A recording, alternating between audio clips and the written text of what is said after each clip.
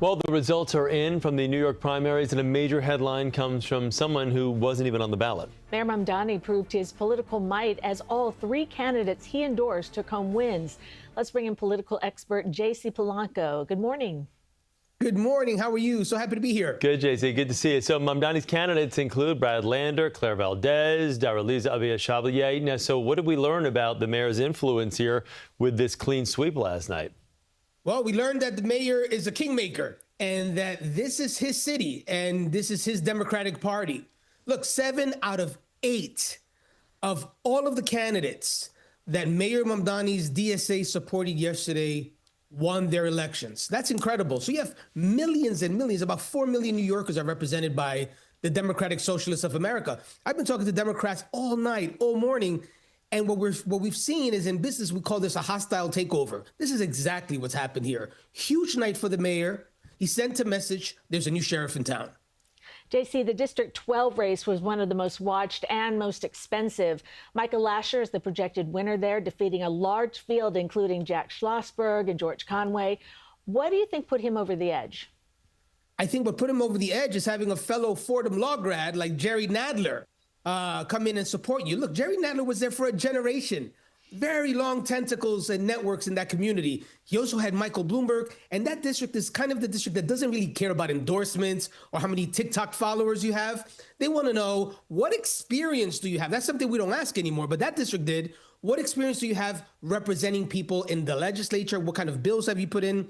And Michael Lasher had that experience. So now he can go out there and represent 720,000 people in what is the wealthiest district in the country, the East Side, West Side, and Midtown of Manhattan. I call it the Thriller in Manila because we've never had an open seat like this for Congress. Well, not in quite a long time. So Michael Lasher won because of the support that he had among the establishment in that district. As we look ahead to the midterms, we now know who's going to be challenging Mike Lawler for his seat. That's former national cybersecurity expert and veteran Kate Conley. How tight a race is this going to be?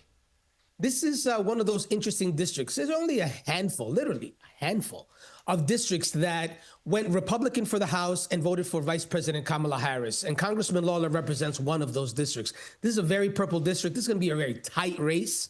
But there are some very strong Republican pockets in that district. Mike Lawler has proven to be a moderate in a lot of ways, be able to buck his party on issues like SALT and others.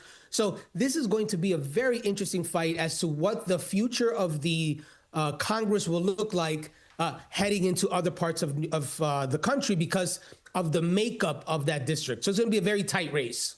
Now, speaking of November, not only the midterms, but also the race for New York governor, do last night's results tell us anything about what's coming this fall?